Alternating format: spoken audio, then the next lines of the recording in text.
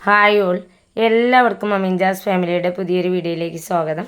അപ്പം ഞാൻ വന്നിട്ടുള്ളത് പേപ്പർ ക്ലിപ്സ് വെച്ചിട്ട് നമുക്ക് ചെയ്യാൻ പറ്റുന്ന ഒത്തിരി ഉപയോഗങ്ങളുണ്ട്. നമ്മുടെ നിത്യജീവിതത്തിൽ വളരെയേറെ പ്രയോജനപ്പെടുന്ന 10-15ഓളം ടിപ്സുകൾ ഉൾക്കൊള്ളിച്ചിട്ടുള്ള ഒരു കുഞ്ഞു വീഡിയോ ആണ്. അപ്പോൾ ഞാൻ എന്നും പറയുന്ന പോലെ വീഡിയോ എല്ലാവരും ഫുള്ളായിട്ട് കാണാൻ ശ്രമിക്കുക. വീഡിയോസ് കാണുന്ന സമയത്ത് നിങ്ങൾക്ക് യൂസ്ഫുള്ളായി തോന്നുകയാണെങ്കിൽ ലൈക്ക് ചെയ്യാനും ഷെയർ ചെയ്യാനും കമൻറ്റ് ചെയ്യാനും തൊട്ടടുത്തുള്ള കുഞ്ഞു ബെല്ലൈക്കൺ കൂടി എനേബിൾ ചെയ്യാനും മറന്നു പോകരുത്. പൊട്ടു സമയം കളയാതെ നമുക്ക് ഇന്നത്തെ വീഡിയോയിലോട്ട് പോകാം. അപ്പോൾ ഞാൻ ആദ്യമായിട്ട് എടുത്തിട്ടുള്ളത് പുറത്തേക്കൊക്കെ പോകുമ്പോൾ ഞാൻ കൊണ്ടുപോകുന്ന ഒരു ഹാൻഡ് ബാഗാണ്. അപ്പോൾ അത് ഓപ്പൺ ചെയ്യുമ്പോൾ ഈ ഒരു സിബിൻ്റെ നമ്മൾ പിടിക്കുന്ന ആ ഒരു ഭാഗം ഉണ്ടല്ലോ, അത് മിസ്സായി പോയിട്ടുണ്ട്. അപ്പോൾ ഇങ്ങനെ ആയിക്കഴിഞ്ഞാൽ നമുക്ക് ആ ഒരു സിബ് ഓപ്പൺ ചെയ്യാനും ക്ലോസ് ചെയ്യാനൊക്കെ നല്ല പാടായിരിക്കും. ഇതുപോലെ ഒരു പേപ്പർ ക്ലിപ്പ് ഉണ്ടെങ്കിൽ വളരെ എളുപ്പത്തിൽ ആ ഒരു പ്രോബ്ലം നമുക്ക് സോൾവ് ചെയ്യാൻ പറ്റും. ഇതിൻ്റെ ഓപ്പൺ ആയിട്ടുള്ള ഈ ഒരു ഭാഗം ഉണ്ടല്ലോ, അത് ഞാൻ ജസ്റ്റ് ഒന്ന് അകത്തി കൊടുത്തിട്ടുണ്ട്. എന്നിട്ട് ആ ഒരു സിബിൻ്റെ ഉള്ളിലൂടെ ഞാനിങ്ങനെ കോർത്തെടുത്തിട്ടുണ്ട്. എന്നിട്ട് നമ്മളിതാ ഇതുപോലെ ചെയ്യുന്ന സമയത്ത് നമുക്ക് പെട്ടെന്ന് തന്നെ ഓപ്പൺ ചെയ്യാനും ക്ലോസ് ചെയ്യാനും സാധിക്കും കേട്ടോ. ഈ ഒരു ടിപ്പ് എല്ലാവരും ഒന്ന് ട്രൈ ചെയ്ത് നോക്കുക. ഇനി രണ്ടാമത്തെ ടിപ്പിലോട്ട് പോകാം. സാധാരണയായിട്ട് നമ്മൾ കട്ടിയുള്ള ബുക്കൊക്കെ ആണെങ്കിൽ നമ്മൾ വായിക്കുന്ന സമയത്ത് വായിച്ച് നിർത്തിയൊരു പേജ് നമ്മുടെ മൈൻഡിലില്ലെങ്കിൽ എടുക്കാൻ നല്ല പാടായിരിക്കും. അപ്പോൾ അത് പെട്ടെന്ന് നമുക്ക് ഐഡൻറ്റിഫൈ ചെയ്യാനായിട്ട് ചെയ്യാൻ പറ്റുന്നൊരു കിടിലൻ ടിപ്പാണ്. നമ്മൾ വായിച്ച് നിർത്തിയിട്ടുള്ള ആ ഒരു ഭാഗം എടുക്കുക. എന്നിട്ട് അത് കഴിഞ്ഞിട്ടുള്ള ഒരു 5-6 പേജ് കൂട്ടിയിട്ടെടുക്കുക. എന്നിട്ട് ഇതുപോലെ ഒരു പേപ്പർ ക്ലിപ്പ് എടുത്തതിന് ശേഷം ഇതുപോലെ ഇട്ട് കൊടുക്കുകയാണെങ്കിൽ പെട്ടെന്ന് തന്നെ നമ്മൾ നിർത്തിയിട്ടുള്ള ആ ഒരു ഭാഗം ഐഡൻറ്റിഫൈ ചെയ്യാനായിട്ട് പറ്റും. ഇതുപോലെ പേപ്പർ ക്ലിപ്പ് ഇട്ടതിന് ശേഷം നമ്മൾ മറിക്കുന്ന സമയത്ത് കണ്ടോ, നമ്മൾ ആ ഒരു ക്ലിപ്പിട്ട ഭാഗം സെപ്പറേറ്റ് ആയിട്ട് തന്നെ നമുക്ക് കിട്ടും. ഇനി അതല്ലെങ്കിൽ ബുക്ക് ക്ലോസ് ചെയ്തതിന് ശേഷം ഇതുപോലെ നോക്കിക്കഴിഞ്ഞാലും പെട്ടെന്ന് തന്നെ നമുക്കത് ഐഡൻറ്റിഫൈ ചെയ്യാൻ സാധിക്കും. എപ്പോഴും നമ്മളിതുപോലെ പേപ്പർ ക്ലിപ്പ് ബുക്കിലിട്ട് കൊടുക്കുന്ന സമയത്ത് ആ ഒരു കളറ് നല്ലൊരു ബ്രൈറ്റ് ആയിട്ടുള്ള കളർ തന്നെ ഇട്ട് കൊടുക്കാനായിട്ട് ശ്രദ്ധിക്കുക കേട്ടോ. അതുപോലെ ചെയ്യുകയാണെങ്കിൽ പെട്ടെന്ന് തന്നെ നമുക്കത് ഐഡൻറ്റിഫൈ ചെയ്യാനായിട്ട് സാധിക്കും. ഇനി മൂന്നാമത്തെ ടിപ്പിലോട്ട് പോവാം. അപ്പോൾ അതിനായിട്ട് ഞാൻ 2-3 പാക്കറ്റ് ഇവിടെ എടുത്തിട്ടുണ്ട്. 3 പാക്കറ്റും ഞാൻ ഉപയോഗിച്ചിട്ടുള്ള പാക്കറ്റാണ് കേട്ടോ. എന്നിട്ട് അതിൽ ബാലൻസ് ഉണ്ട്. അപ്പോൾ ഇതുപോലെ നമ്മൾ ഉപയോഗിച്ച് ബാലൻസ് ഒക്കെ വരുന്ന പാക്കറ്റുകൾ കറക്റ്റായിട്ട് നമ്മൾ കീപ്പ് ചെയ്തിട്ടില്ലെങ്കിൽ അതിനുള്ളിൽ പ്രാണികളൊക്കെ വന്ന് കേടായി പോവാറുണ്ട്. എന്നാൽ വളരെ എളുപ്പത്തിൽ നമുക്കിതൊട്ടും കേടാവാതെ കീപ്പ് ചെയ്യാനായിട്ട് 2 പേപ്പർ ക്ലിപ്പ് മതി കേട്ടോ. അപ്പോൾ ആദ്യം ഞാനിതാ പൊട്ടിച്ചെടുത്ത പാക്കറ്റ് ഈ ഒരു രീതിയിലൊന്ന് മടക്കി എടുത്തിട്ടുണ്ട്. ആദ്യം ആ ഒരു കവറിനുള്ളിലെ എയറൊക്കെ കളഞ്ഞതിന് ശേഷം നല്ല ടൈറ്റായിട്ട് തന്നെ മടക്കി എടുത്തിട്ടുണ്ട് കേട്ടോ. എന്നിട്ട് ഈ ഒരു കവറിൻ്റെ 2 സൈഡുകളിലായിട്ട് പേപ്പർ ക്ലിപ്പ് ഒന്ന് ഇട്ട് കൊടുത്താൽ മതി. ഇനി അതല്ല നിങ്ങളുടെ കയ്യിൽ ഒരു ക്ലിപ്പ് മാത്രമാണെങ്കിൽ നന്നായിട്ട് ടൈറ്റ് ചെയ്തതിന് ശേഷം ആ പൊട്ടിച്ചെടുത്ത ആ ഒരു ഭാഗം ഉണ്ടല്ലോ, ആ ഒരു ഭാഗത്ത് ക്ലിപ്പ് ഇട്ട് കൊടുത്താലും മതി കേട്ടോ. അപ്പോൾ ഞാൻ രണ്ടാമത്തെ കവറും ഞാൻ ഇതേ രീതിയിൽ തന്നെയാണ് ചെയ്തെടുത്തിട്ടുള്ളത്. നല്ലപോലെ എയറൊക്കെ കളഞ്ഞതിന് ശേഷം മടക്കി എടുത്തിട്ടുണ്ട്. എന്നിട്ട് അതിൻ്റെ 2 സൈഡിലും ഇതുപോലെ ക്ലിപ്പ് ചെയ്തെടുത്തേക്കാണ് കേട്ടോ. ഇത് കണ്ടോ, നമ്മൾ കുടയുന്ന സമയത്ത് പോലും ഒട്ടും പുറത്തേക്ക് പോകുന്നില്ല. അപ്പോൾ ഈ ഒരു രീതിയിൽ നമുക്ക് കീപ്പ് ചെയ്യുകയാണെങ്കിൽ നമ്മൾ ഉപയോഗിച്ച് ബാലൻസ് വരുന്ന പൊടി കുറേ നാൾ നമുക്ക് യൂസ് ചെയ്യാനായിട്ട്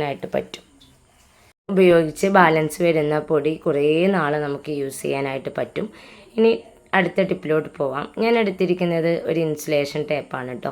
ഇതുപോലെയുള്ള ഇൻസുലേഷനൊക്കെ ഉപയോഗിച്ച് കഴിഞ്ഞതിന് ശേഷം ഇതിൻ്റെ എഡ്ജ് കിട്ടാനായിട്ട് നല്ല പാടാണ് അല്ലേ. നമ്മൾ തിരഞ്ഞ് ഒരുപാട് സമയം നമുക്കത് നഷ്ടപ്പെടാറുണ്ട്. അപ്പോൾ അങ്ങനെ ഇല്ലാണ്ടിരിക്കാനായിട്ട് ചെയ്യാൻ പറ്റുന്ന സിമ്പിളായിട്ടുള്ളൊരു ടിപ്പാണ്. ഞാൻ ഈ ഒരു ഇൻസുലേഷൻ ടേപ്പിൻ്റെ എഡ്ജ് ഒന്ന് കണ്ടെത്തിയതിന് ശേഷം ഞാൻ അവിടെ പേപ്പർ ക്ലിപ്പ് വെച്ചിട്ടൊന്ന് പ്രസ് ചെയ്ത് കൊടുക്കുന്നുണ്ട്. ഇതുപോലെ നമ്മൾ കീപ്പ് ചെയ്യുകയാണെങ്കിൽ പെട്ടെന്ന് തന്നെ നമുക്ക് ആ ഒരു ഇൻസുലേഷൻ ടേപ്പിൻ്റെ എഡ്ജ് കണ്ടെത്താനായിട്ട് സാധിക്കും. ഇനി ഞാൻ എടുത്തിട്ടുള്ളത് എൻ്റെ ബാഗാണ് കേട്ടോ. ഇതിൽ നിങ്ങൾക്ക് കാണാൻ പറ്റുന്നുണ്ടാവും ഒരു അരക്കന്നെ 2 ലോക്ക് വന്നിട്ടുണ്ട്. ഇതുപോലെ നമ്മൾ ക്ലോസ് ചെയ്യുന്ന സമയത്ത് കണ്ടോ, കുറച്ച് ഭാഗം ഓപ്പൺ ആയിട്ടാണ് ഉണ്ടാവുക. ചിലപ്പോൾ നമ്മൾ വെച്ച പോലെ തന്നെ ഉണ്ടാവും, ചിലത് ഇതുപോലെ ഓപ്പൺ ആയിട്ടുണ്ടാവും. അങ്ങനെ ഓപ്പൺ ആയിട്ട് പോവാതെ അതൊരു ലോക്കായിട്ട് കീപ്പ് ചെയ്യാൻ പറ്റുന്ന സിമ്പിൾ ടിപ്പാണ്. അതിനും ഒരേ ഒരു പേപ്പർ ക്ലിപ്പ് മതി കേട്ടോ. അപ്പോൾ അതിൻ്റെ ഓപ്പൺ ആയിട്ടുള്ള ഭാഗം ഞാൻ ഈ ഒരു ഇതിനുള്ളിലൂടെ ഇതുപോലെ ഒന്ന് ഇട്ട് കൊടുത്തിട്ടുണ്ട്. എന്നിട്ട് ഇതാ കണ്ടോ, ഈ ഒരു രീതിയിലാണ് കേട്ടോ ഞാൻ കോർത്തെടുത്തിട്ടുള്ളത്. എന്നിട്ട് ഞാനിതാ മറുഭാഗം മറ്റേ ലോക്ക് ഉണ്ടല്ലോ ആ ഒരു സൈഡ് കൂടി അതിനുള്ളിലൂടെ ഞാൻ കോർത്തെടുക്കുകയാണ് കേട്ടോ. എന്നിട്ട് അതിനുള്ളിലൂടെ മറ്റൊരു സൈഡിലേക്ക് മാറ്റിയിട്ടുണ്ട്. ഇപ്പോൾ നിങ്ങൾക്ക് കാണാൻ പറ്റുന്നുണ്ടാവും അതൊരു ലോക്കായിട്ട് തന്നെ അവിടെ കിടപ്പുണ്ട്. ഇതുപോലെ നമ്മൾ ചെയ്യുകയാണെങ്കിൽ എവിടെയെങ്കിലും തട്ടി ബാഗിൻ്റെ സിബ് ഓപ്പൺ ആയിട്ട് പോവുകയില്ല. അപ്പോൾ ഇതും സിമ്പിളായിട്ടുള്ള ടിപ്പ് തന്നെയാണ്. ഇനി ഒട്ടും സമയം കളയാതെ നമുക്ക് നെക്സ്റ്റ് ടിപ്പിലോട്ട് പോവാം. ഇനി സ്കൂൾ കുട്ടികൾക്ക് വളരെ യൂസ്ഫുൾ ആയിട്ടുള്ളൊരു ടിപ്പാണ് കേട്ടോ. അസൈൻമെൻറ്റ് പ്രൊജക്റ്റൊക്കെ എഴുതുന്ന സമയത്ത് ഇതുപോലെ A4 ഷീറ്റ് എടുത്തതിന് ശേഷം എല്ലാ പേപ്പറിലും മാർജിൻ ഒന്ന് വരയ്ക്കുക കേട്ടോ. അപ്പോൾ ഞാൻ ഇത് പിൻ ചെയ്തതിന് ശേഷമാണ് മാർജിൻ വരച്ചു കൊടുത്തിട്ടുള്ളത്. നിങ്ങൾ ആദ്യം തന്നെ മാർജിനൊക്കെ വരച്ചു കൊടുക്കുക. ഞാനിതാ 3 A4 ഷീറ്റാണ് കേട്ടോ എടുത്തിട്ടുള്ളത്. എല്ലാ ഷീറ്റും ഒന്ന് ലെവൽ ചെയ്തതിന് ശേഷം ഞാൻ 3 പേപ്പർ ക്ലിപ്പ് എടുത്തിട്ടുണ്ട്. എന്നിട്ട് 2 സൈഡിലും സെൻറ്റർ ഭാഗത്തും ഞാൻ ഇതുപോലെ ക്ലിപ്പ് ചെയ്തെടുത്തിട്ടുണ്ട് കേട്ടോ. അതിന് ശേഷം നമ്മൾ എഴുതുകയാണെങ്കിൽ പെട്ടെന്ന് തന്നെ നമുക്ക് അസൈൻമെൻറ്റ് എഴുതിയെടുക്കാൻ വളരെ എളുപ്പമായിരിക്കും. കുറച്ച് കട്ടിയിൽ നമുക്ക് ആ ഒരു പേപ്പർ വെക്കുന്നതുകൊണ്ട് തന്നെ കുറച്ച് കട്ടി ഉണ്ടായിരിക്കും. മാത്രമല്ല ഇതുപോലെ തന്നെ നമ്മൾ എഴുതിയിട്ട് അത് സേഫായിട്ട് തന്നെ നമുക്ക് കൊണ്ടുപോകാനും സാധിക്കും. ഇനി അടുത്ത ടിപ്പിലോട്ട് പോകാം. അതിനായിട്ട് ഞാൻ 2 പേപ്പർ ക്ലിപ്പാണ് എടുത്തിട്ടുള്ളത്. ഒരു ക്ലിപ്പിനുള്ളിലൂടെ മറ്റൊരു ക്ലിപ്പ് കോർത്തെടുത്ത ശേഷം കണ്ടോ ഞാൻ ഇതുപോലെ ഒരു സർക്കിൾ വരച്ചെടുത്തിട്ടുണ്ട്. പെർഫെക്റ്റ് സർക്കിൾ തന്നെയാണ് കേട്ടോ. നമ്മൾ സ്കൂളിലൊക്കെ പഠിക്കുന്ന സമയത്ത് കോമ്പസൊക്കെ വെച്ചിട്ട് ഇതുപോലെ ഒരു ഫ്ലവർ വരച്ചത് എല്ലാവരും ഓർക്കുന്നുണ്ടാവും. ആ ഒരു ഫ്ലവറാണ് ഞാൻ ഈ ഒരു ക്ലിപ്പ് വെച്ചിട്ട് ട്രൈ ചെയ്തെടുക്കുന്നത്. അപ്പോൾ ഞാനിതാ കോമ്പസ് ഒന്നും യൂസ് ചെയ്യാതെ ആ ഒരു ഫ്ലവർ വരച്ചെടുക്കാനായിട്ട് ശ്രമിക്കുകയാണ് കേട്ടോ. അപ്പോൾ ഇതാ ഫ്ലവറൊക്കെ ഏകദേശം കറക്റ്റായിട്ട് എനിക്ക് കിട്ടിയിട്ടുണ്ട്. അപ്പോൾ ഞാനിതിന് ഒപ്പം തന്നെ നല്ല തിക്കായിട്ടുള്ളൊരു ഫ്ലവറാക്കി എടുക്കാൻ ശ്രമിച്ചു നോക്കുകയാണ് കേട്ടോ. എത്രത്തോളം സക്സസ് ആവുമെന്നൊന്നും അറിയില്ല. എന്തായാലും നമ്മുടെ ഫ്ലവർ ഏകദേശം ഫില്ലാവാനായിട്ടുണ്ട്. അപ്പോൾ ഇതാ ഞാൻ ഫ്ലവർ കറക്റ്റാക്കി എടുത്തിട്ടുണ്ട് കേട്ടോ.